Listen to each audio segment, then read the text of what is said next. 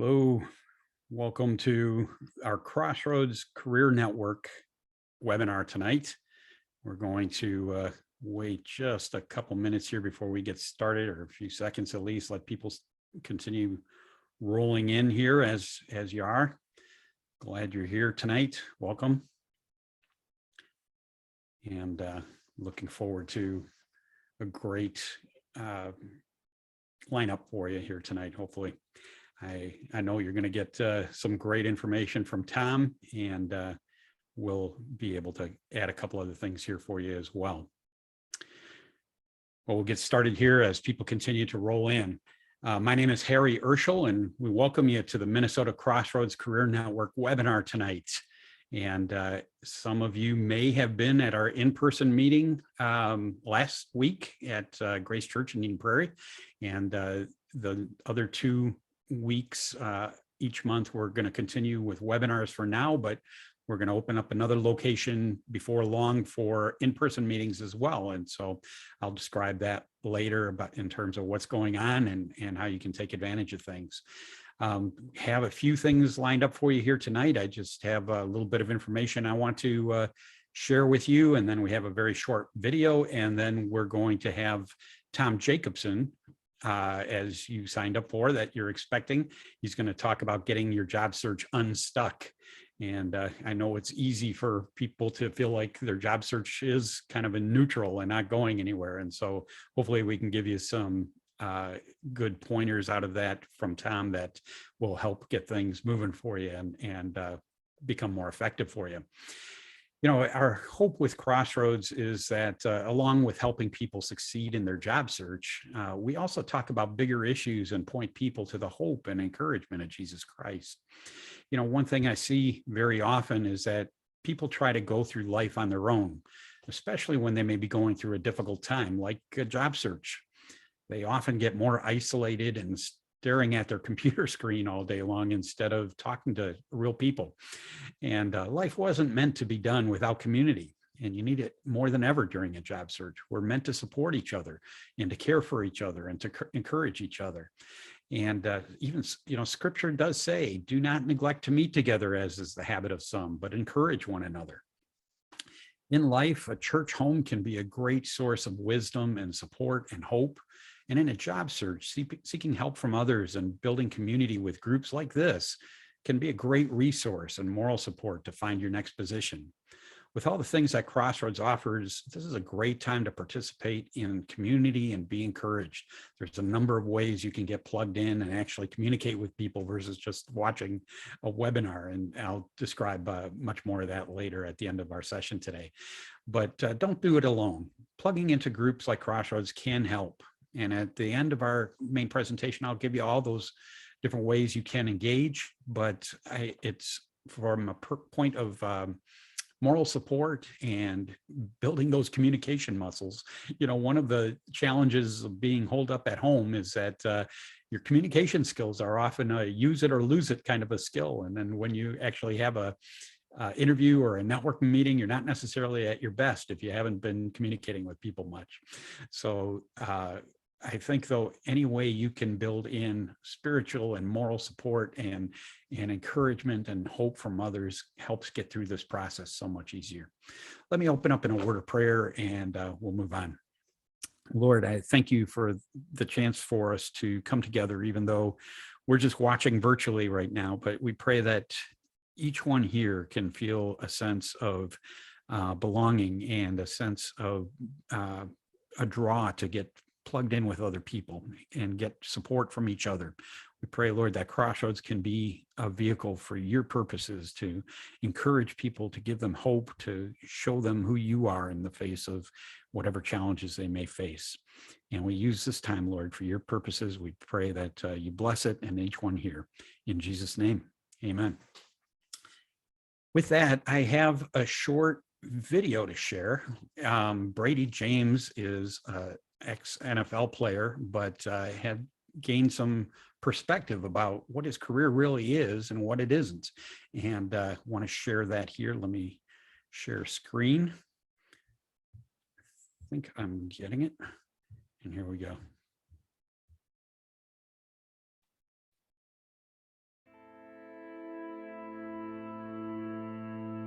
You know, living a life of second is, I wouldn't say it's frustrating, but you lose some friends. You lose some people that before you could hang out with, and people start noticing that you're not doing what you used to do. Playing football, everything is all about who becomes a champion. In my game, sometimes it's all about who has the biggest ego, who has the biggest car or the house and this and that. I was living a worldly life. I was living for myself, doing the big I. Why do I play the game of football? You have to be passionate about when you play, and you have to put everything you can in it. But was I playing for the right reasons? Was I playing for myself? Was I playing to get the big house, get the big car? God has given me all this talent. What was I playing for? Start figuring out that I was only facing what other men have met. Start back really going to church. I started really trying to understand where my faith lied. I picked up the Bible and I started reading. It was Romans 12:2. I'll never forget it. That verse said, "Do not conform to the things of this world, but be transformed by the renewal of your mind." For some reason, something clicked. I have to renew my mind. If I renew my mind, then my actions will definitely follow. God has given me this talent, and if I do my best, and if He receives all the glory, then that's really what it's about. Yeah, I've had a lot of guys ask me what's going on with me. I like it when they ask me that, because it's my chance to disciple or tell them the good news. I give them food for thought and then help bring them back to their spirituality. I live my life for God's approval, trying to live up to somebody else's expectations. I'll never get there. We all have a story and we all have a platform. And it's funny how God can take what we think is a mess and turn it into a message. The reason why I play, finally, that I really know, no matter what I go through, no matter if we lose, win, I'm playing for a bigger audience, a bigger purpose. It's all about Him. My name is Brady James, and I am second.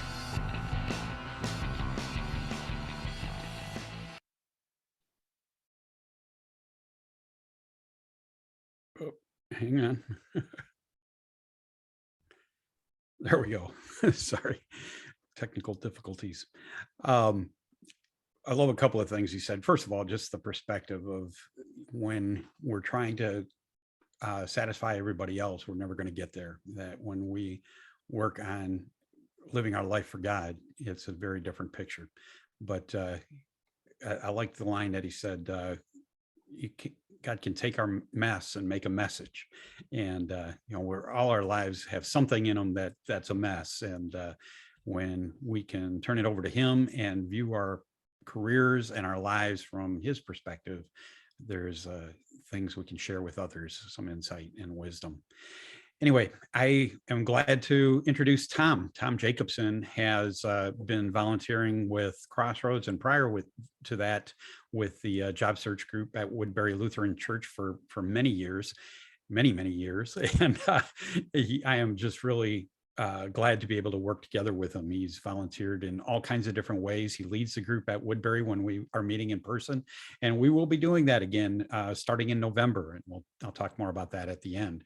But Tom has gone through his own transitions, and he's learned a ton in the process. He's learned how to help others get through it. And he's got a lot of great help for you today in terms of how to get your job search unstuck. And so, Tom, thanks for joining us, and I will give you the next hour. Well, thank you, Harry. I sure do appreciate it. Thanks for the warm up there. Certainly, I will. I'm going to share my slide bank with you, which is Getting Your Job Search Unstuck is the title. And let me say welcome. Thank you for being here tonight. It's exciting to be in front of you. As Harry said, we are looking to go live here real soon in Woodbury, and that'll be great. We recently had a we started live in Eden Prairie at Grace last Thursday, and what a wonderful turnout. And I think we were able to touch a few people and help in a lot of ways, which is great. One of the things that we had for a presentation or seminar last week was Melanie Martz talking about how to, resumes and interviewing and all the things that go along with being effective in a job search. And it sure got me excited about, being in front of people and helping them with their job search and their transitions. And that's what we're all about at Crossroads. And Harry does a wonderful job of leading Crossroads or MN Crossroads and putting together speakers and really getting the types of people that can help in a job search in front of you when you need it. And he's going to share a lot of good things that we have available through Crossroads after I'm done speaking. So stay tuned for that, because if you haven't seen it, Crossroads offers a lot of things for free and a lot of great services that I'm going to talk a little bit about during the Getting Your Job Search Unstuck. I highly recommend that you check that stuff out, especially when Harry has the opportunity. So where are you in your job search? Many times when you walk into a large mall, there's a sign that says, "You are here." And, it's usually in big red letters. You can see it, "You are here." And then you see where you want to go from there. And one of the other things that I remember about this same "You are here" is going into a large national park or a large state park. In Minnesota, we have several state parks. We have a national park. If you think about, some of the largest state national parks like Yellowstone and those types, you'll often come upon a sign, "You are here." Well, in transition, you are here, but do you really know where that is? That's what I really want to start off with, is really focus on where it is in the job search, where you are in the job search, and what you need to accomplish and where you are going. Because the faster you determine where you are going, the quicker you can get there. If you see that sign, "You are here," in a national park, you can determine where you're going to be or where you want to be, and then you figure out the path to get there. The same is true in job transition. We have to figure out the path that we need to take in order to get where we're going in a lot of cases. Sometimes we have that already figured out, and then you might not be stuck. But if you are stuck, maybe going back to where am I in my job search and where am I trying to get might be the best opportunity for you to really start the process of getting unstuck. Because sometimes job searches start slow, sometimes they start fast and then they bog down, sometimes they just go right to a job. And many times they don't go right to a job. And I've experienced both kinds of job searches, transitions. I mean, I've had ones that took a shorter period of time, a longer period of time. And even the last one that I had, where I thought it was relatively short, was long enough because there was a pandemic in it, which took from the time I discovered the job, interviewed for the job, received the offer, and the start date, they were like 3 months apart. So things like that happen in life, and you really have to go with the flow. But knowing where you are in your job transition can make a world of difference. And that's something that I want you to really focus on if you are stuck. Where am I? How do I get out of it? Where am I going? And that starts sometimes with an assessment process. what are my goals for my job search? What do I want from a job? What is it that I really excel at?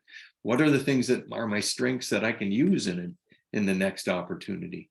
Knowing what those goals are and setting goals for your transition and the next opportunity can make a world of difference in helping you point the direction that you want to go and get there as quickly as possible. Then once you've determined those goals, improving the skills that you need to be successful. Sometimes when we look at what we're going to do next and what the next opportunity is, we can also identify where are our gaps. Do we have a gap in our skill sets?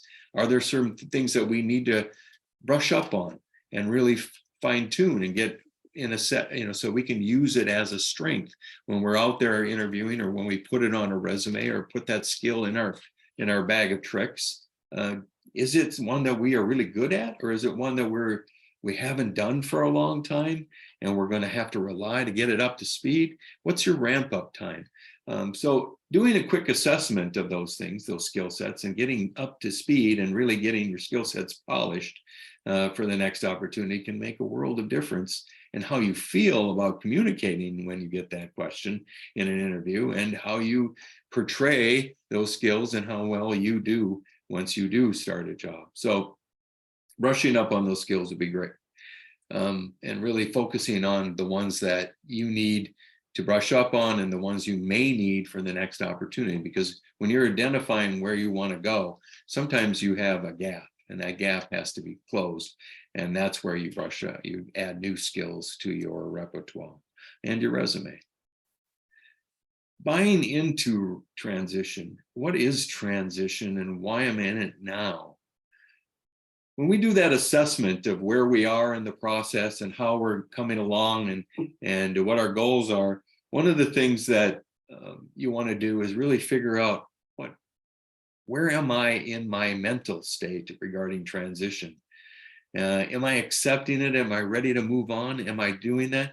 And then once I've accepted my transition, telling the people that make a difference in helping me uncover the next opportunities is critical.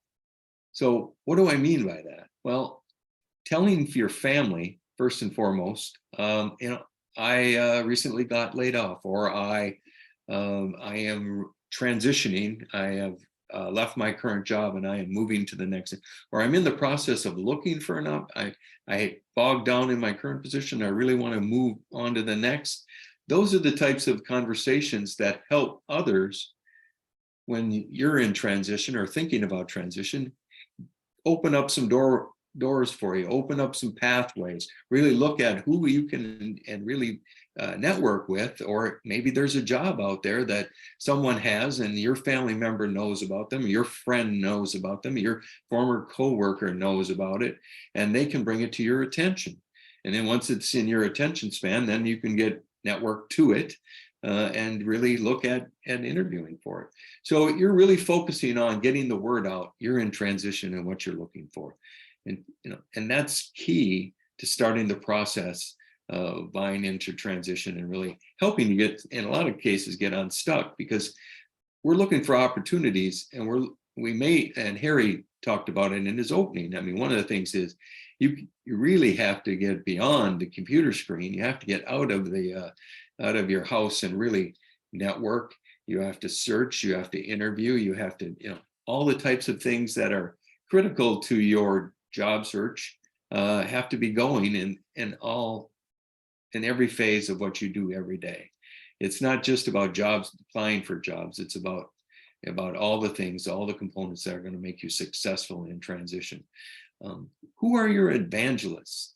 Who are the people that talk about you glowingly, who can recommend you at any time, who would be able to, if someone had an opportunity and they knew you were in transition, would talk about you in a way that would get you an interview or open a door so you could get your resume in there and really focus on networking to it and really open up the opportunity for an interview. That's what we're talking about when we're talking about your evangelists. Think about former bosses who really sing your praises, that of nature. People who know you well and have worked with coworkers who have worked with you in a way that where they know your skill sets, know what you've done, know your strengths, and can talk about them. Those are the evangelists that can help you the most when you're looking for an opportunity and trying to unstuck yourself in your job search. I think that's one of the things that we really need to focus on is what are the ways that we can get unstuck from who do we need to talk to? Where do we need to go? Where are the opportunities at? And that will help us from a mental standpoint to be more positive also. So buying into transition, telling people you're in transition, finding the people who can help you network and work through the job search process is critical to moving forward and becoming unstuck in a lot of ways. Getting your team together. What do I mean by team? Well, in real life, everyday life, I meant, you have, in many cases, like myself, I have a mentor, I have a spiritual leader. I may have a financial advisor that helps me with making sure that I have what I need for retirement long down the road. I may have an attorney that helps me with my will, those types of things, planning, everything of that nature, a CPA that helps you with taxes. Well, that's an example of a board of directors. That's your personal board of directors that helps you with your life. Well, in transition, we need a transition board and a board of directors. And when I talk about that as a board, one of the things that I think you really need to focus on here is help. What help do you need? And when do you need it? Think about it from the perspective, have you ever gone into an interview, your first interview for a particular opportunity, you really want this opportunity, and you really want to practice what you're doing and how you've interviewed, but you haven't interviewed in a while and you need to know how well you do? Well, having someone that can help you do a mock interview, practice that interview skills, look at what things you need to be front, what things that you really are good at and you need to do more in an interview. Those are all critical things. That feedback can help you in a lot of ways when you go to interview. And let's say you've had several interviews and for some reason you're not getting to the next step. Well, that could be an area that you're stuck in, and what that person who would be there to do a critical assessment of your interview skills is part of your board of directors. And that would be one of the things that I would recommend that you look at from that perspective, is just saying, what is it that I need from an interview help and skill sets that this person can help me with? Proofreading. How often do you send, every once in a while we send cover letters now with our job applications, or we need to send a cover letter to someone we're introducing ourselves to. And how many of us are able to send a 0 defect letter or a piece of information without being able to see everything that's on it without any errors? Well, I'm not that person. So in my job search, I need a proofreader. I need someone that can read my stuff and say, okay, you need to add a comma here. Oh, this is a run-on sentence. No, this here, you missed a the here and an ed here, and many of your tenses are going back and forth. Those are the types of things that a proofreader can help you with. So they're part of your transition board. A coach, many times you need someone that can help you through the hard times, that give you encouragement. Also, they can help you with the things that you're really stuck on. Sometimes we can't see those things, or we don't know what they are. Having a coach or somebody that's experienced, or at least has a way of looking at things, listening, has great listening skills, they can help pinpoint the things that we're doing wrong, by listening to what we have to say, can really make a difference in how we view things and how we are able to correct the course and then move on, and maybe, like the theme is here, get ourselves unstuck. Chief networking partner, I call it. I have a couple of people that in my group of colleagues and friends that are excellent networkers. They know how to network. They have a great size network. They have people that in their network that they can call on at any time to really help bridge to another connection that may be in my target path for a company I'm looking for. In having that person that has those networking skills, has those networking connections, can be critical. Also, having a networking partner that, if you're going to a group meeting and you have a low motivation for networking, or you're one of those people that really I just don't want to network. I'm just not the kind of outgoing person. I'm an introvert. I just don't want to go. Well, having a networking partner can help drag you out the door and get you to that networking meeting. I don't know how many times I acted as a networking partner for others. And I have to say, on some occasions, if not many occasions, I also needed someone dragging me out more often than not, because I was in a lull. I was stuck. I wasn't, emotionally ready, all those things. So having someone that you can tag along with in a network, to go to networking group meetings and things of that nature, can make, a world of difference. The other part to that is, if they've gone through it, they network, they can also help you with the things the components of networking. And networking isn't exactly the easiest thing to do. And I think one of the best reference and guides ever made to networking is the 20-minute networking book that was published by Marsha Ballinger and Nathan Perez. And I have it on my Kindle, which is on my phone, in my phone app. So when I was in transition, if I was looking to get ready for a networking meeting or something, I may look at that to really look at, what questions do I want to put together? What are the types of things that I need to do? How do I refine my 1 minute, for lack of a better term, elevator pitch? It's tell me about yourself, your commercial, and those are things that in a networking meeting and a networking setting, you need to be able to be really able to deliver in such a way that intrigues the person that you're networking with to ask more questions, to really dig in, to really then find out a lot about you so that they can become your evangelist in looking for jobs, looking for opportunities, or they may have opportunities that they know about. Once they know more about you, they might be willing to network you too. 80% or more of all jobs are found through networking. So thinking that jobs can be attained through applying for jobs through your computer isn't exactly the best use of your time, and networking can be that one. So that's advocates. These are the advocates that you would have, like the references I'm going to talk about later, or just the people that know you well, that can talk about you in a way. I talked about references. I'm going to talk about it. References are critical, and making sure you have them together as part of your transition board. Spiritual leaders that can help you with your spirituality on a day-to-day basis, because that can brighten your day. And when you're bright and at your best and you're most positive, you can be more effective at job search and transition. So, and then having a mentor, there are online mentors, there are real life mentors, there are people in your life that are mentors.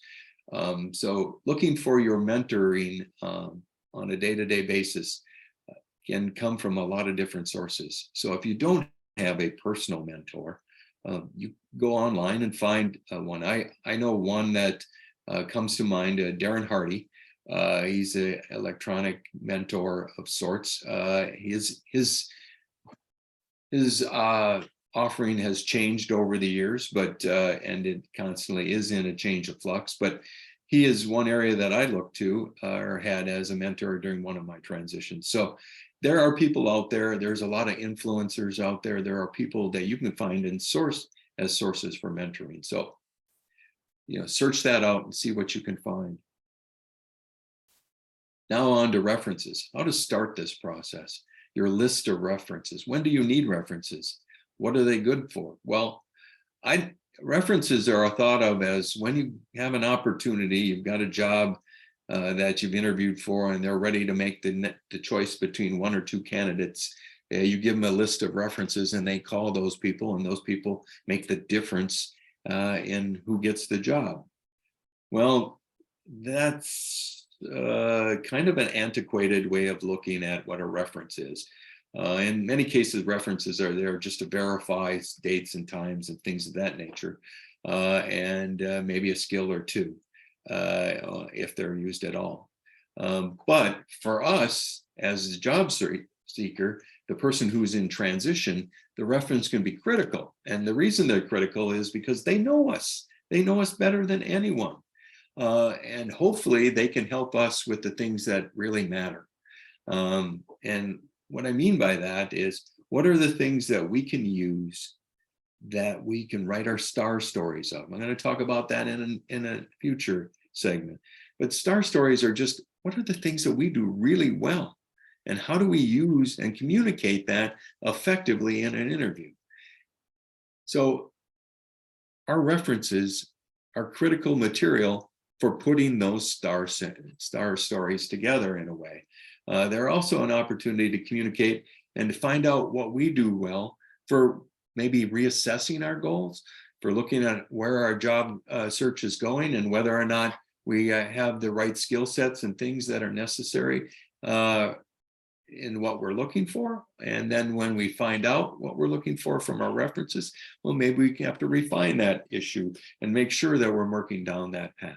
So references are critical from that perspective. They really help us with the whole idea of how do we make things materialize for our interviews in the way of star stories. So start by finding out who are the people, and remembering who are those people that you have in your life that would be considered a reference. When I started the process, I looked at who are my 3 or 4 bosses that I could count on, the people I reported to. I still use that antiquated term, but it's the people I reported to. Are they capable of being a reference, first and foremost? If I needed to put them on a piece of paper for validating the skills that I have, are they the people that I'd want someone to call to ask about me? And then second, what do they know about my performances in the past that can be a good indicator for my future performance? Because that's really what you're looking to do, is communicate the things that you've done in your past that will indicate how you're going to perform in the future, so that when you're interviewing, the interviewer can extract that information and match you with the job that they're looking at. So when you're talking to your references, you want to find out the things that you do well. Google the 11 questions you should ask a personal reference. And you'll find 11 things you could ask any reference if you don't already have a list of things that you'd want to do. In a lot of cases, you want to, what would you, if someone asked you, what is the 7th thing, or what is something that is critical about Tom that I should know as a future employer? What skills does Tom have that I can use, that are part of what he does on a day-to-day basis that can really be utilized in any opportunity? Things of that nature. What you're looking to ask is real questions to these references that you can start to build a good set of star stories around, or you can get an idea of what are the skills and what are the things you do really well. So if you are still struggling with the idea of where you're going in your career or what you want to do with the next job opportunity, you can really figure it out from talking to your references. This for me is a critical step. It's also one of the easiest way to start with your star stories, and a 360 review basically is what you're looking for. Really, what can they give you from when you start, what you do, all the types of things that will help you when determining how to talk about yourself in an interview. or how to write about yourself when you're putting your resume together, or how to really answer questions in a way that are effective. So once you get this feedback, then you can decide who are the references that you want to have for the 3 people let's say you do put on that or have to give that future employer to call if they actually do call. And then match those 3 people up with so having enough references that you can like have different references for different jobs and so on and so forth, so that you have the right person for the right opportunity, and you can match them up so that when someone does call, they're going to give you the story you want them to give for that opportunity. So references, they can be critical in a lot of ways. Star stories, we're finally to star stories. What are star stories? Well, they're one of the most critical components of interviewing. Star stories are situational, task, action, result. So the situation you've been in, the tasks you had to take, the action that you decided on, and the result of that action.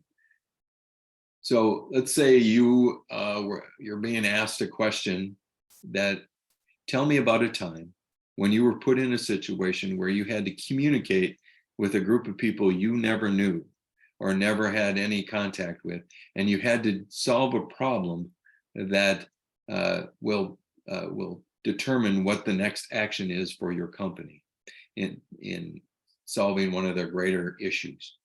Well, when you think about that, that's a very complex question. And if you haven't prepared for it in a way that you can answer it effectively, you could fail in that particular spot. So what you look to do with your star story is think of the situations that you might get, the situational behavioral interview questions that you are trying to answer in a way that you can put together effective stories that really tell the skill sets you have at addressing those situations. And that's where the situation, task, action, result structure really can make a big difference, because you're really putting it down so you can communicate it to the person. What was the situation you were in, the tasks you had to take in order to be effective at solving that situation, the actions that you actually had to put in place to make a difference, and the results that happened from those actions. So let's say you met with a group of people, you were able to come up with 3 or 4 really important ideas that were effective. You implemented one that resulted in a greater communication of the product that you were selling, and it increased sales by 30%.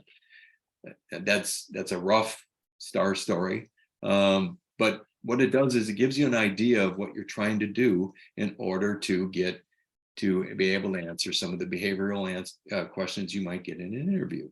And if you Google a behavioral and interview questions, you'll find that there are many out there that could be asked during the interview, and that you're going to want to be prepared for them. What I always look to do is to put together 10 to 12 main stories that I could use on a consistent basis from my past, and you can have as many as 20. And then when in listening to the webinar last week from Melanie Mark, she said that you need 4 for sure as a minimum to be able to build off of, so that when you're in an interview, you can tailor it around those 4. Using those 4 star stories, you can tailor almost any answer from those 4. I like to think of it as a lot more that you need, but because in many cases, in today's interviewing settings, you may be interviewing with multiple people, and you might not want to always give each person you're interviewing with the same star story, so that it looks like you have a greater repertoire of situations where you were successful. So having more star stories can have a greater impact on your interviewing prowess, and hopefully also tell an effective story about the skill sets that you have, so you can go on to the next level and the next level. Because in many cases, we have multiple tiered interviews, and you're going to be interviewing with many different people, and you want to be able to be successful each time you go in. So having multiple star stories can make a big difference. Practicing them, though, is critical. One of the things is just writing things down. Write these things down so that you have all the answers, and then practice on how do you say it? How do you say it effectively? What things do you need to change in order to be effective at communicating it? And how does it sound? Then practice it on someone that is part of your, let's say, transition board that wants to hear you and help you practice interviewing, so that they can give you feedback on what it could be, what you could change, and what you can refine. So once that particular star story is brought to the, refined in such a way that it delivers excellent results each and every time, then it's ready for the interview process. Not all of us have that time to get that ready, but going through the process, having a process of refining your star stories, practicing them, and doing that will make you more and more effective at delivering effective answers when asked behavioral questions during the interview. And what you're trying to do with that is really give them the reasons that you've been successful in the past and what that success translates to the future performance. So that's what star stories are there for. And I really think that one of the most critical components of getting yourself unstuck, if you're stuck in the transition process, as well as interviewing, as well as networking, as well as, let's say, telling your 20 to 60-second commercial. Now, and again, one of the things that I heard again last week, but I've heard many, many times, is anytime you're answering a question, you really have to limit that to 30 to 90 seconds every time, because you can go down, you can have way too much, way too long of an answer, and the person who's interviewing will cut you off in their mind well before you're done. So really, you really need to look at, how do I effectively communicate what I want to communicate in the shortest amount of time possible? And you should always be thinking 90 seconds. That would probably be the most optimum time frame for any answer. Now, refining your commercial, and this is where, tell me about yourself. What is it that I need to know about Tom that makes him the most effective, or for this particular opportunity? 20 seconds to 60 seconds to make the best impression possible. Think about it. When you're telling a story about yourself, you can't start with a chronological order of the things that you've done over your career, because what happens is the person that's on the other side is making up their mind in the first 10 seconds, 7 to 10 seconds.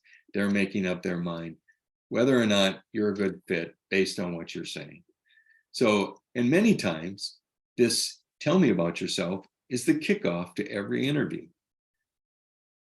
Just think about it. If you're being evaluated in that first 7 to 10 seconds and you're not making the best impression possible, what's the likelihood that you're going to move to the next interview? It might not be very good, but if you're refined, if your answers are crisp, if you've tailored them to the opportunity at hand, if you're ready to answer the question effectively, the higher the probability you're going to make a great impression. Better the impression, the more likely you're going to move to the next round. And that's what you're trying to do by refining your 20 to 60 second commercial, is really look at how to communicate that in a way that you can refine based on any situation. Because you might be applying for 3 or 4 different jobs each week that net you an interview, and they might be in different opportunity sets for different industries. They may be for different jobs. It's all dependent upon what's available at the time, what you're looking for, and what are your goals. And if you're not ready to deliver the best possible 20 to 60 second commercial about you, then you're not going to get to the next level in many cases. So being ready for that 20 is critical. So making the best impression possible. One of the things that in listening to Nathan Perez speak about, making a first impression, is really to really focus on the things that, tie into what the person is looking for in the opportunity, and really look at how do you communicate what's effective about you and your performance, that and how passionate you are about delivering that effectiveness in each opportunity can make a world of difference. Adaptable, meaning that it's ready for any situation. So these commercials that you have about yourself, you have to have a way of adapting it for every opportunity that you're looking at. And how do you weave in, let's say for a job that you're talking about, and I'm just going to use you want to be a barista at Starbucks. I mean, I'm an excellent communicator. I really have the opportunities to be effective each day by communicating with people in a very important role. And that's where I think I can be very effective as a barista, because I'm an excellent communicator and listen effectively to hear what I can make for them on a daily basis. I know that wasn't a very good commercial because I hadn't refined it. But what I really want to do is I really want to try to tailor it to what I'm applying for. And I try to make that as simple as possible, although it didn't pull off that well. So that's where refinement and practice really make a big difference. So thinking about that in a way that you can really work on that and be effective at it will make the biggest difference in your 20 to 60 second commercial. Resumes, LinkedIn, job boards, all those things have to be consistent. Many times when I'm working with someone who's having an issue or had a problem, or even in some of the times when I'd look at my resume versus my LinkedIn and my job board postings, they wouldn't be in sync, to say the least. I may have different jobs on different ones. I may have them in a different order. I may have different bullets. The bullets may not communicate the same thing. So really what I want to do is I want to make sure that my resume is buttoned down, that it's effective. It tells all the things that I want about a specific job and then other jobs. And then it each has bullets that are effective at communicating what I did in that opportunity, and that they tell the story by showing a result. And a statistic, let's say add a statistic or an actual result, and quantifiable results are what I want on my resume. When I move that to my LinkedIn, what I want to be able to do is have those same highlights in a way that are much more, let's say, concise, in a way that grab the person who's looking at my LinkedIn profile, but tell the same story, have the same information in it. It's consistent. And then, when you're on job boards, having different, you post different resumes on different job boards. Well, making sure that at least the consistency between the different jobs may be effective. Like the bullet points and the results are always the same. So having all those things in sync can be critical. Make sure that everything is truthful according to the eyes viewing it. Here's where sometimes we may tend to put together in our resumes things that are a little, let's say, embellished. Well, those embellished things can come out as not being truthful. So we want to make sure that when we talk about our skill sets and the things we've accomplished and all those things, that everything is truthful and that it can be verified. I remember when there was a coach with the Vikings that said he had a certain degree, and that degree was not true, and that certain coach had to resign very shortly after getting the job because he didn't tell the truth on his resume. Well, that's an extreme, but it can be the result of anything and that you put on your resume. So telling the truth and having it be verifiable is critical. So making sure that your resume, your LinkedIn profile, and your job boards are all in sync, that they're truthful, and that they actually tell the story about you effectively is one of the critical things about making sure that your information results in a good picture of you, and that it helps you stay unstuck in your job search. So this is one of the areas that we try to really focus on when we're looking as to help people with their resume, is like talk about the things that they need to have in each area, and then looking at this effectively on a day-to-day basis can be, because you'll be changing your resume from time to time to match different job postings. So you really want to really focus on making sure you have the consistency and again, truthfulness. So that's one area that that we want to really make sure we tie in very well. So networking. I alluded to it before. Buy and read the 20-minute networking guide by Marsha Ballinger and Nathan Perez.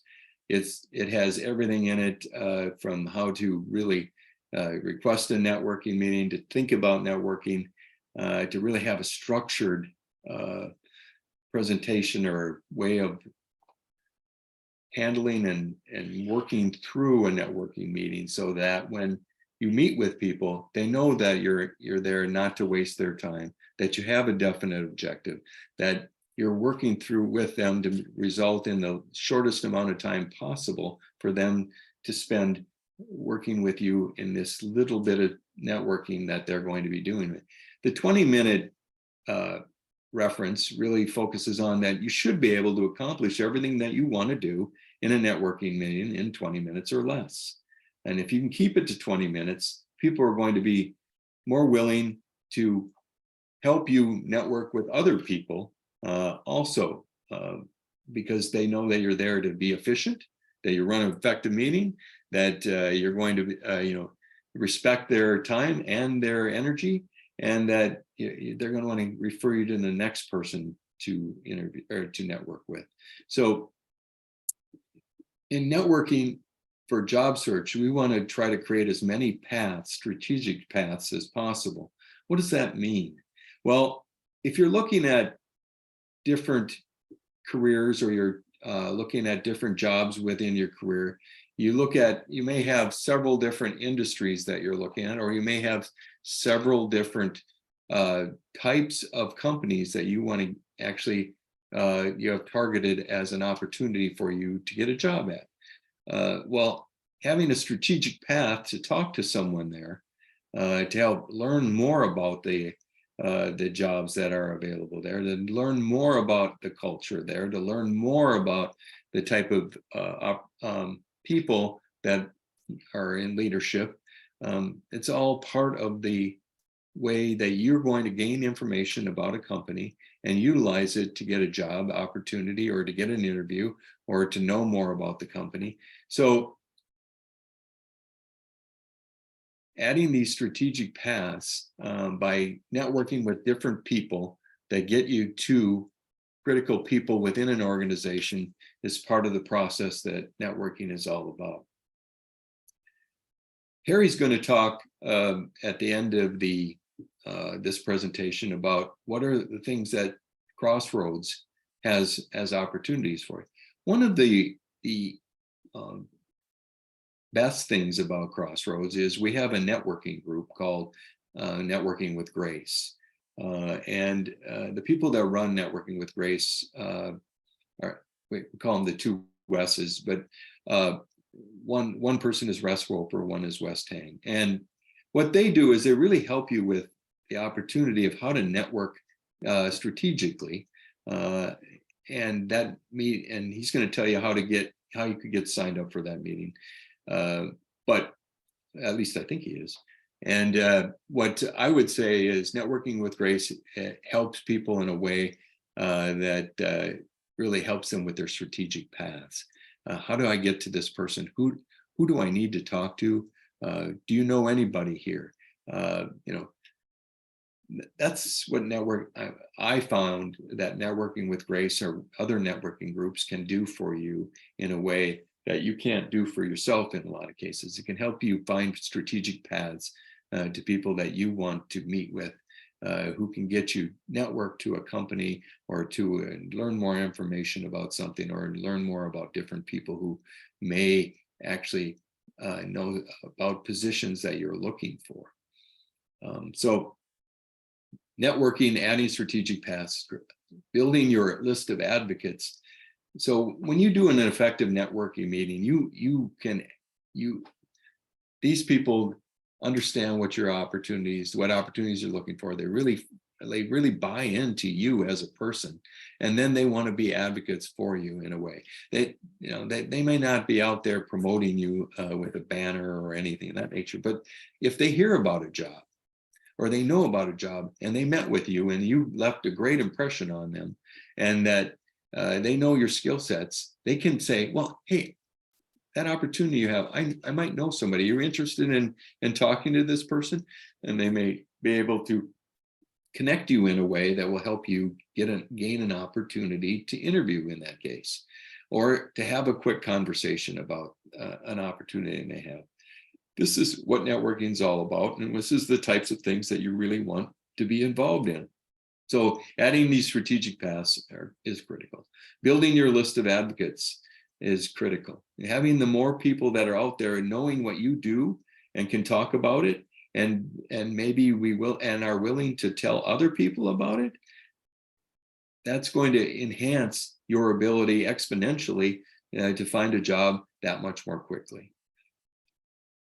You learn stuff about yourself too during networking. I mean, in talking about yourself and talking to others about jobs that you're interested in, talking about skill sets that you need in order to be effective in a job that they may know about, or the jobs that they do, you will find out more and more about yourself that you can use when communicating regarding job opportunities in an interview, and all sorts of things that you can use to find out where, well, I had a goal of being this, now I really want to do this. Making those transitions within transition can be difficult at times, but it can also be the most effective thing you do in helping you get a job that you really like. And by finding out more about what you do well and knowing more about yourself through networking, well, you might find the perfect opportunity that you didn't even know about when you started the transition. So that's what learning about yourself can do for you through networking.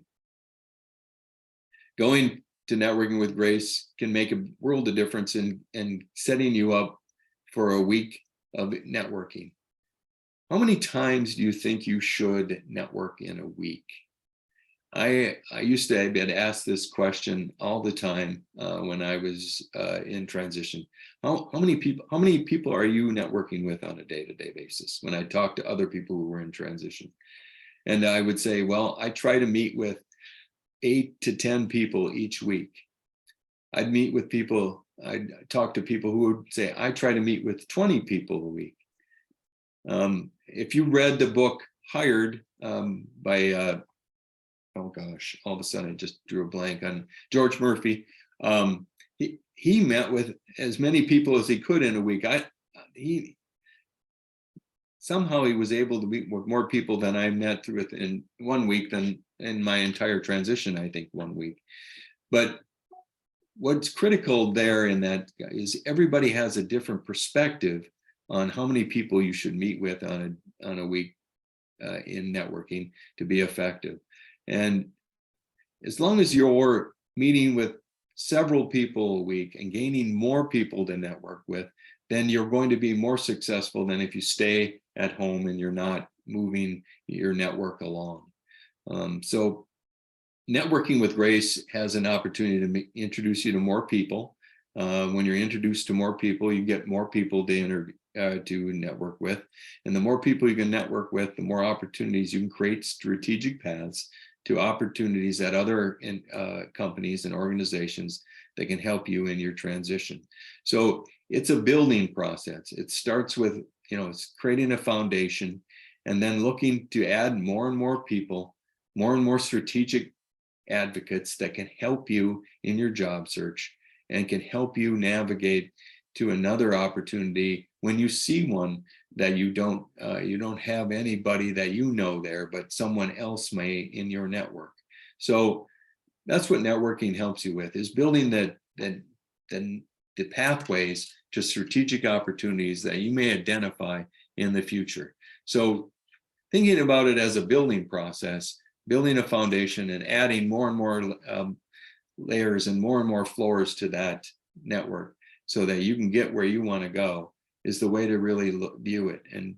And always be focusing on ways to increase the targets you have available to you for opportunities and jobs, especially if you're in a highly competitive work for area, let's say, where there are a lot of people who are looking for those same opportunities at the same time, and you're just one of 100 applicants.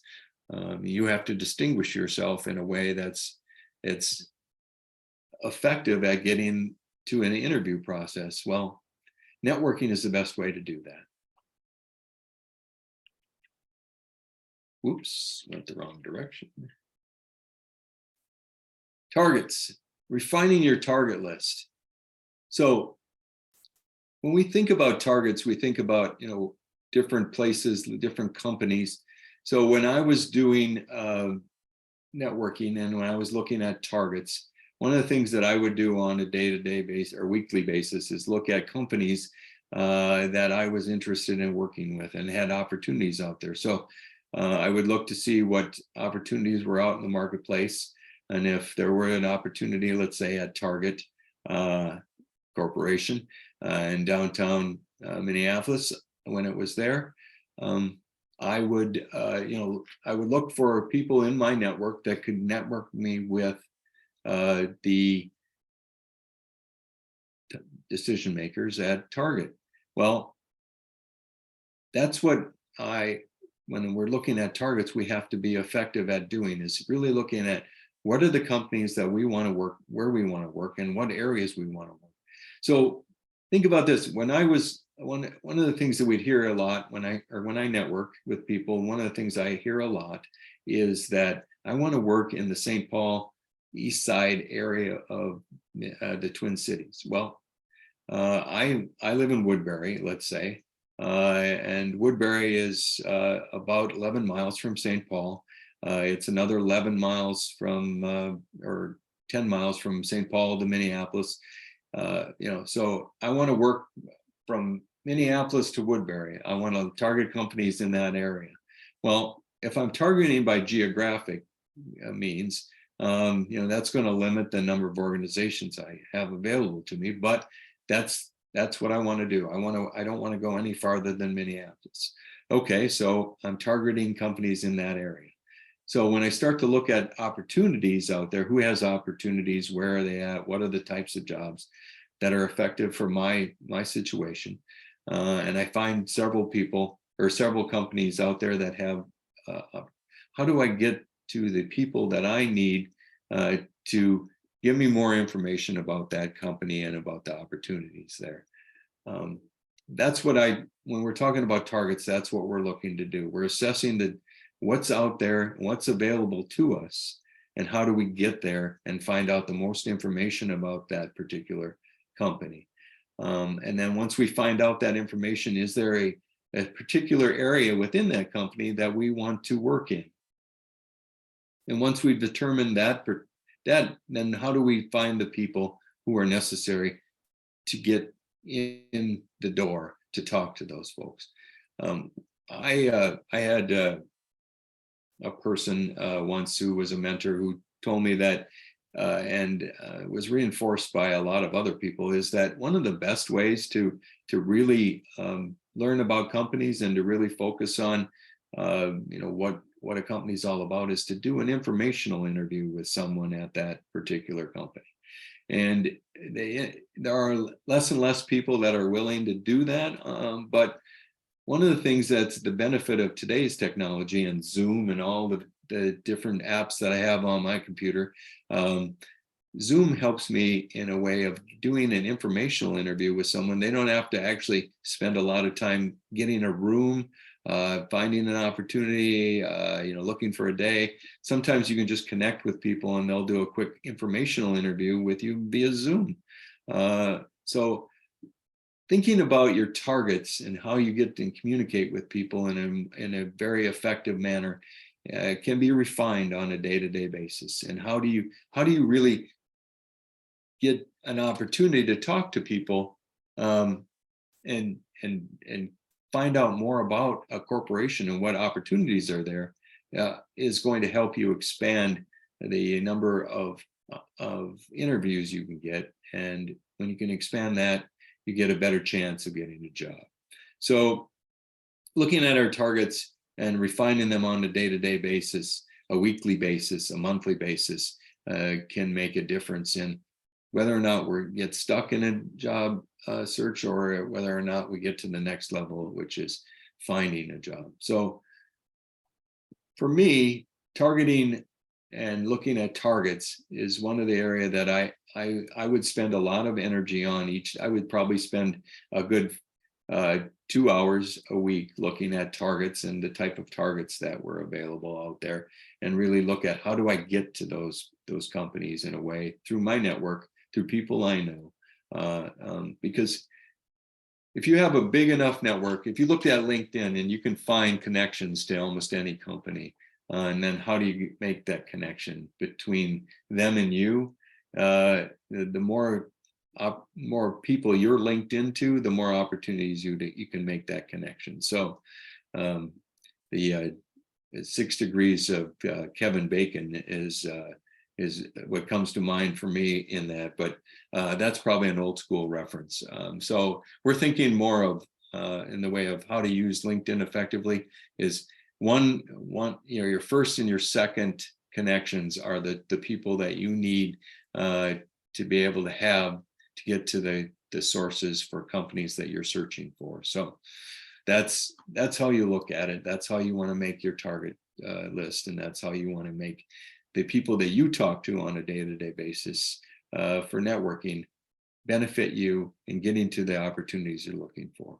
So finding those networking partners can make the biggest difference. And then sometimes, going to places like Grace and other networking meetings, and networking meetings don't necessarily have to be called a networking meeting. They can be called a professional group, or they can be called some other name, where you just go and you're talking to people who are in the same industry as you, or have the same organizational skills that you have.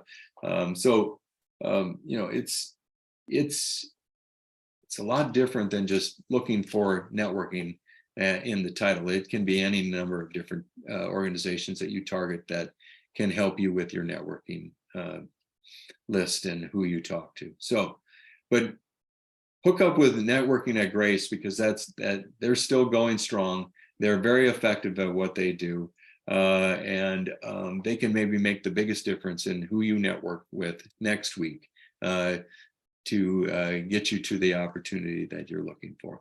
It's you can find it on the website, and Harry will direct you in that direction. So, rewarding yourself.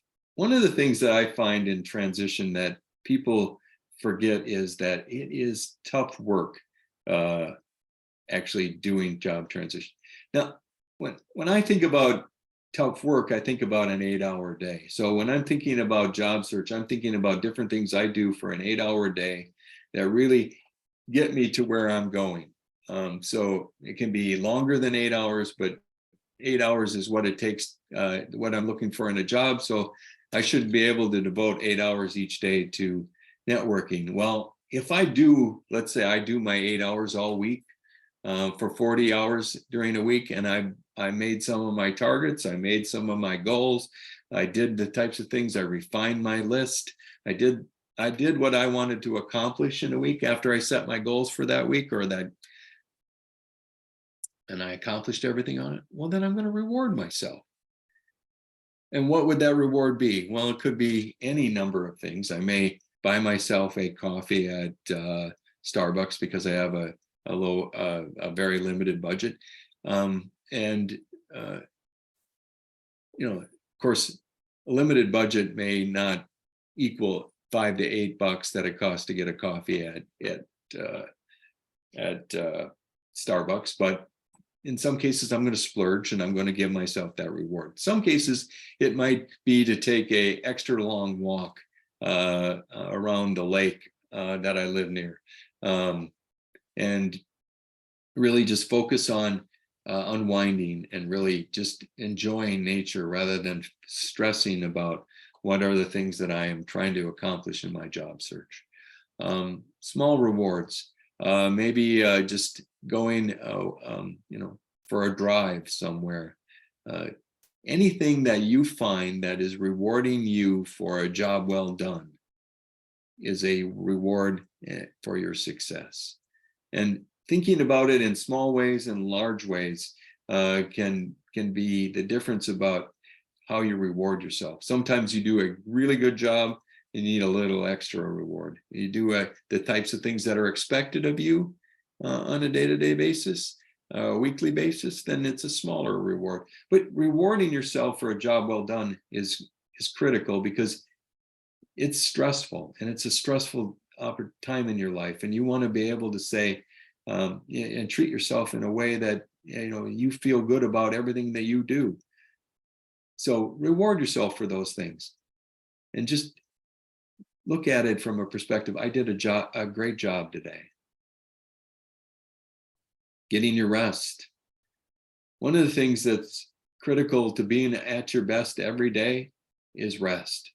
And rest is something that sometimes in transition doesn't come easy.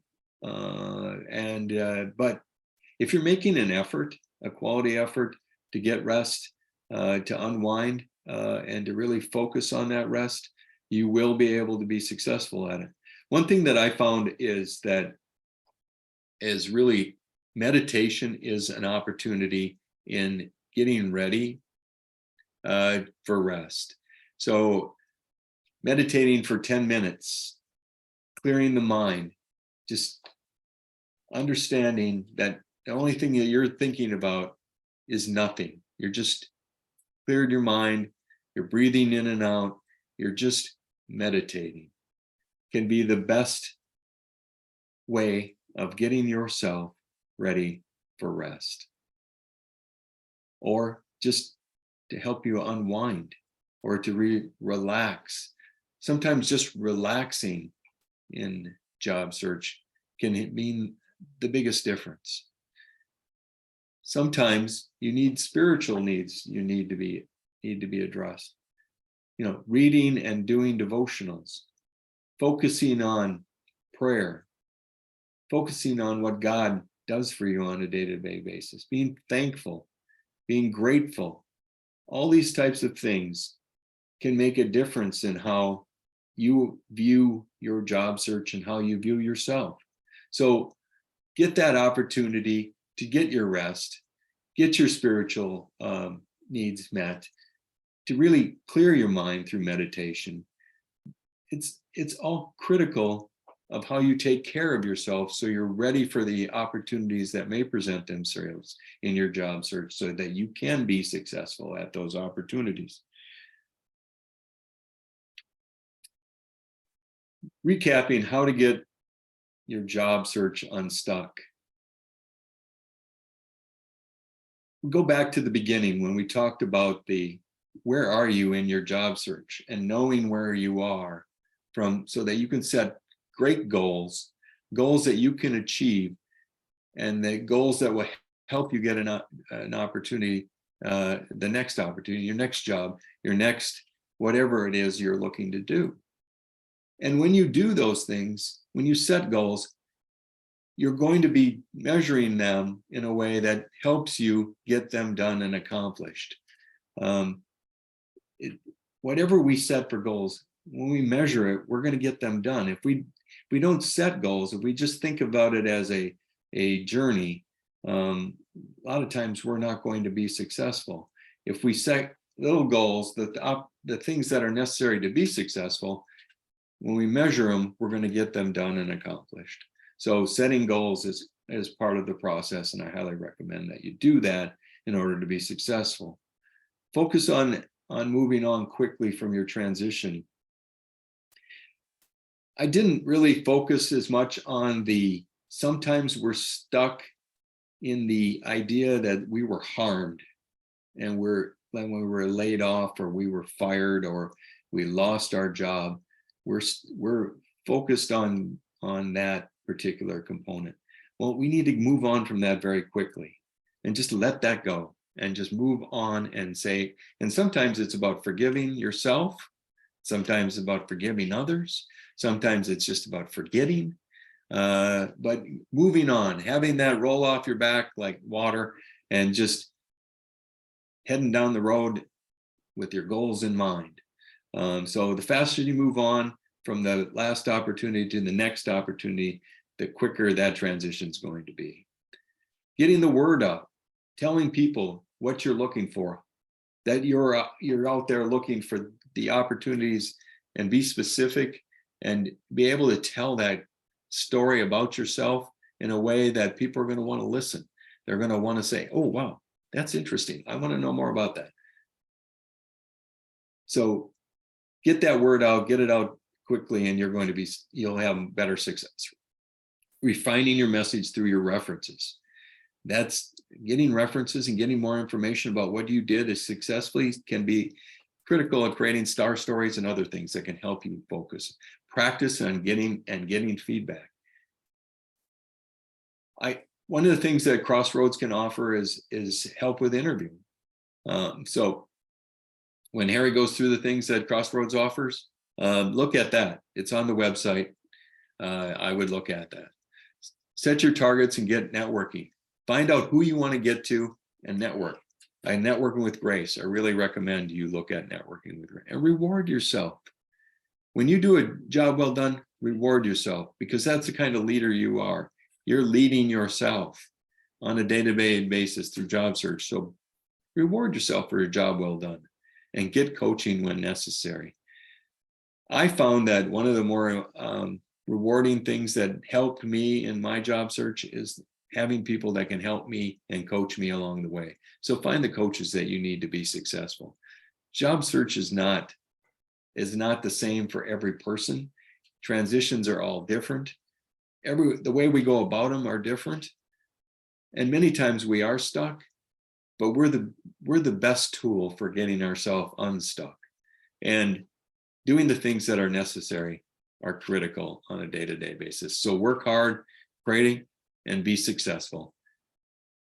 That's my story on how to get unstuck. That's terrific. Thanks, Tom. There's a lot there, obviously, but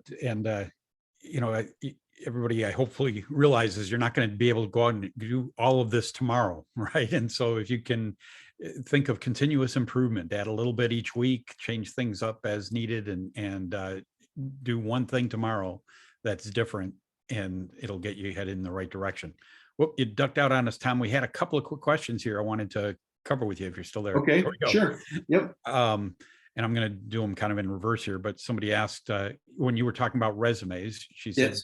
we're coached to match the resume to the role you're applying to. How Yep. do you reconcile the resume you might send to an employer versus being consistent? You talked about being consistent in your resume. I have some Sure. thoughts on that, but go ahead and. Right. I mean, one of the things that with a resume is we have this master resume, the one that has all the different opportunities on it, all the different jobs that we've had, all the different accomplishments we've had. We have this large, and we try to refine that for each opportunity. We don't generally create new ones for each opportunity. We use that master to create the ones that we're going to. So, having a smaller subset of a job or a larger one, depending upon what it is we are looking for, as long as we're consistent in the accomplishments, is what I was talking about there, and how to really focus on that.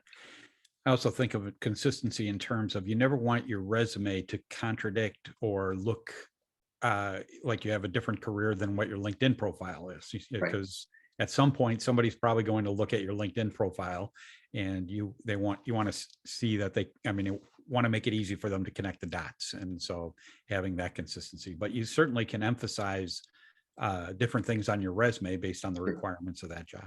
Yep. Absolutely. Yep. So the other one is regarding networking, and she just asks about how do you shut someone down who is pitching you rather than networking? I found myself in this situation at a networking event. Instead of changing the subject, I just kept asking questions when the conversation wasn't a two-way street. And so how do you be more successful? I think you answered the question as most effectively as you can, is you redirect. Always redirect your questions back to what it is you're trying to find. And the part about leading a networking meeting is you're in charge of it. So you can redirect, and if the course is taking an opportunity, you could say, I've really found a lot of great things through this. I really appreciate your time. Is there anything I can do for you? And then when they say, well, I'd really like you to buy my product or whatever it is, well, you can say, well, I'll think about that. Is there anything else I can do for you? And, or is there someone I can connect you with, something of that nature?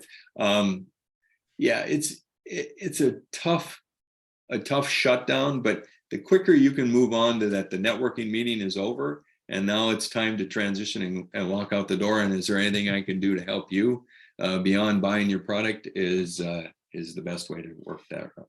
And to be tactful, and try to be polite. But if they're persistent on selling, you can just say, I don't have a need for that, or I really don't, I'm not looking for that right now, and just move on. You have to realize not everybody is a great networker, and not everybody understands the rules of the game when you're together, in whether it's an event or a meeting you set up or whatever the situation. And so I always tell people you have to think of networking as kind of like baseball. If you're batting 300, you're going to end up in the Hall of Fame someday. It's just you're not going to have success with everybody you talk to, and some are going to be great ones, and some of them are not going to be so great, and it's just part of the process. It'd be nice. LinkedIn too, you'll find that people tend to you'll get more people that are trying to sell you products than really want to help you with building your network. So that you'll have to take with a grain of salt. I saw a great answer from someone who said, how can I help you other than buy your product? Yeah, I like it. How can I help you with networking versus buying your product? Well, terrific, Tom. A lot of great information, and I hope people can take a couple things away that they can change up in this next week and get better results in their job search. Let me run through our, before we run out of time here, let me run through what we offer through Crossroads so that you can take advantage of more than just these webinars and get more help as needed. By the way, I apologize. I popped into your presentation earlier.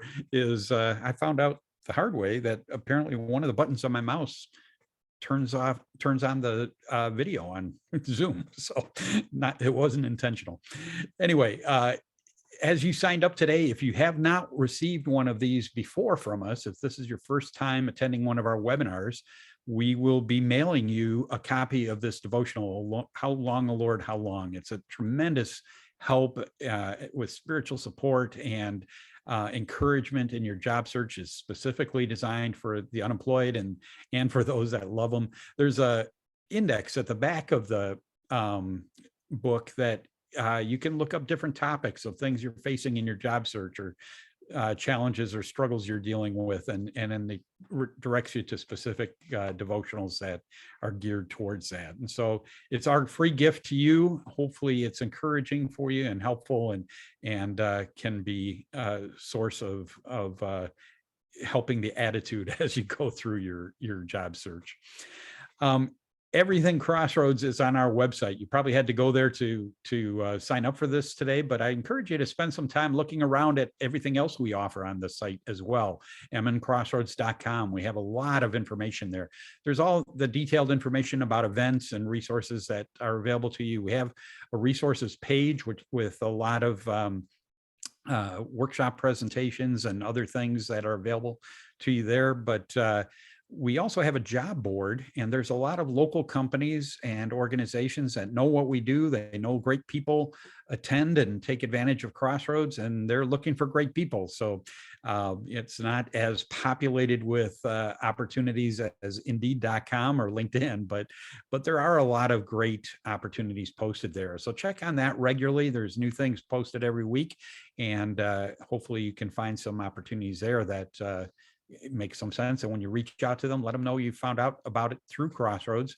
That encourages them to post more, and then there's more opportunities for you, and it's a great circle. But check out everything on the website, because that's where you can keep in touch with everything we have going on.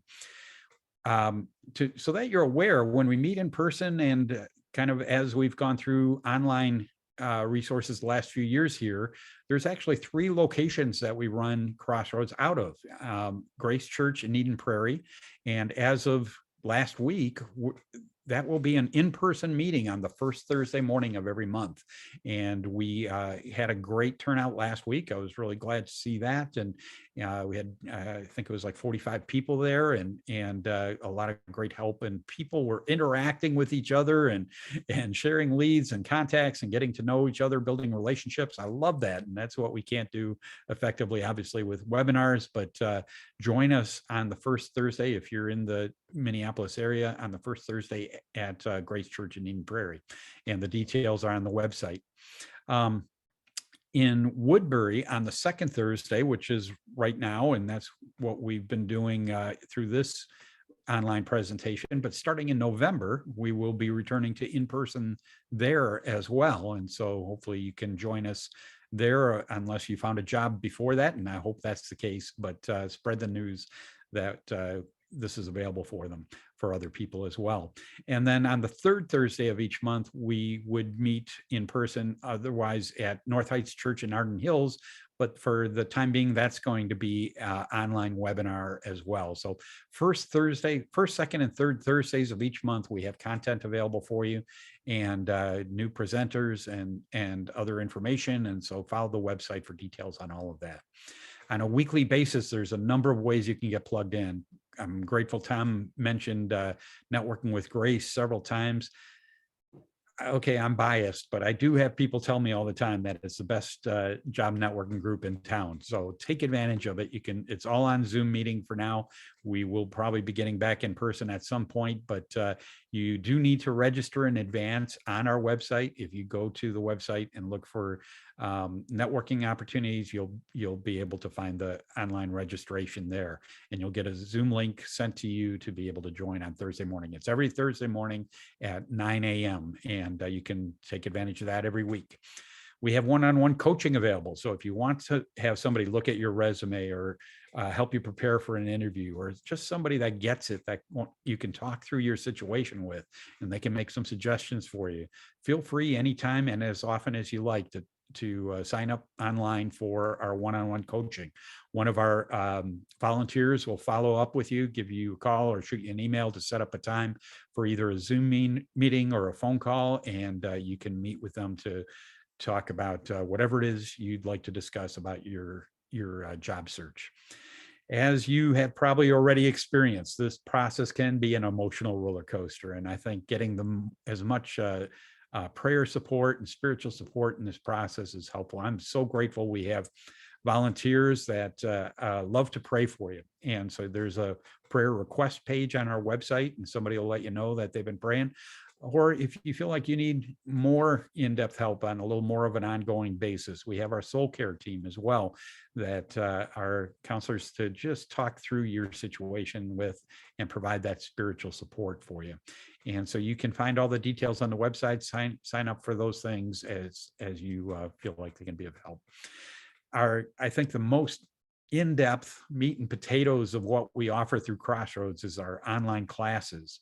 And we have a small group class. We have at least one, sometimes two groups that start each month. It's an 8-week class that covers every aspect of a successful job search. And we start with attitude and getting in the right frame of mind and doing assessments to be able to better articulate what makes you unique and what you bring to the table and who you are. We talk a lot about networking, as Tom emphasized. That's so critically important for a job search. We talk about how to target companies effectively. We talk about best practices for resumes and improving yours. We address all kinds of different interview situations and how to deal with them, and negotiating and selecting the right job. And there's much, much more. And as good as the content is, and I think it really helps you get focused on the things that'll make you more successful, I think equally important is that weekly light accountability and encouragement and moral support you get from others that are all in the same boat. It's a group of anywhere from usually 8 to 15 people or so. And you get to share successes and challenges and get some encouragement and hope and fresh ideas to start the next week. And throughout the 8 weeks, we talk about God's perspective of your job search and your life. And I believe that is just so critical, not just for your job search, but for every aspect of your life. He cares more than what you do on Sunday morning. And so, as I mentioned, we have new classes starting all the time. I'll actually be starting a new class on Tuesday, August 22nd. So what is that, 12 days from now?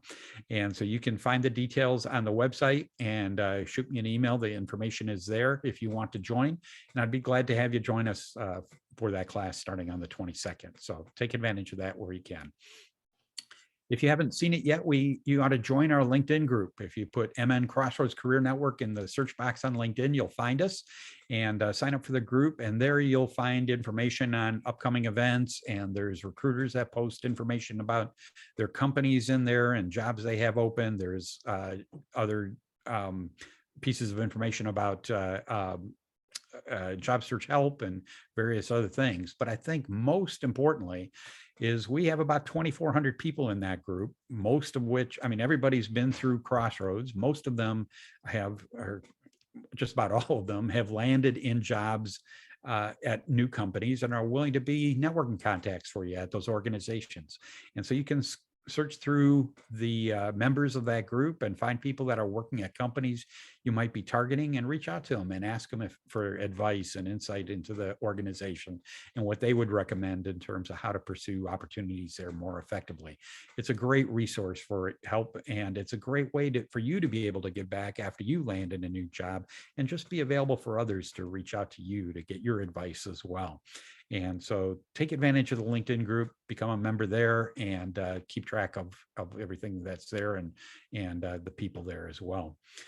As I mentioned in the chat earlier, but all of our webinars are recorded and get posted on our YouTube channel. So this one will be posted sometime tomorrow, and you can review this one as well as see any of our previous topics we've had over the last few years, and be able to get additional information and help there. So if you missed some things out of the webinar today, certainly before the end of the day, probably before noon tomorrow, I'll have this one posted up there, and you can watch it, and you can watch it at 1.5 or double time if you can listen more quickly. So, and you can skip forward and back any way you want. So it's a way to consume the information in ways that are more customized for yourself.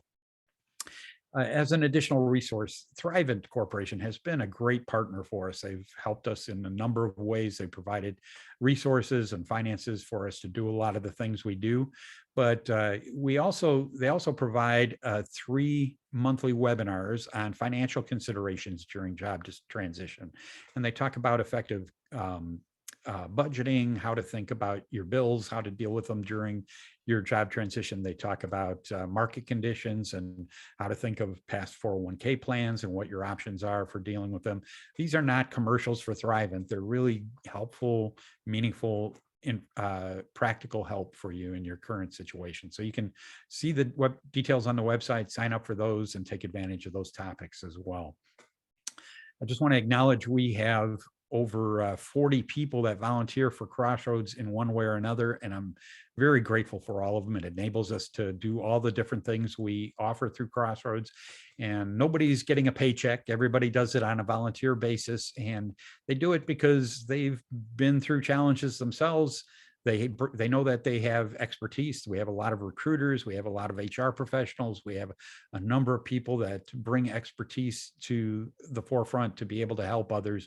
And they have a heart just to be helpful to you and make this process more effective. So I just want to thank them and acknowledge them and make clear that it's not just a couple people that are involved with this.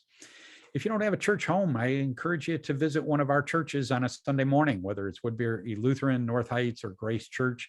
All of them are meeting in person and streaming online. You can check them out any way you'd like, but I'm grateful for the sponsorship we get from the churches and being able to, I encourage you to take advantage of it for support there as well. I also want to, let me click here, just mention that our next webinar will be next Thursday morning, August 17th at 7:30 a.m. And one advantage of doing webinars is we can get people from virtually anywhere. And so we are actually featuring Nina Obier, who is in South Carolina, and she is a tremendous presenter, but she's going to be, her topic is stop talking and start connecting, how to listen better and improve relationships, which is critical for an effective job search. And she's going to tie it all in. And so really encourage you to join us next Thursday morning if you can. It's going to be lively. She is not boring for sure. And I'm glad that she's going to be able to join us for that. So we hope to see you then. I hope this was productive for you today and got some good ideas that you can put into practice. And I look forward to seeing you at our next webinars or in-person events. Have a great evening and good luck on your search next week. Good night.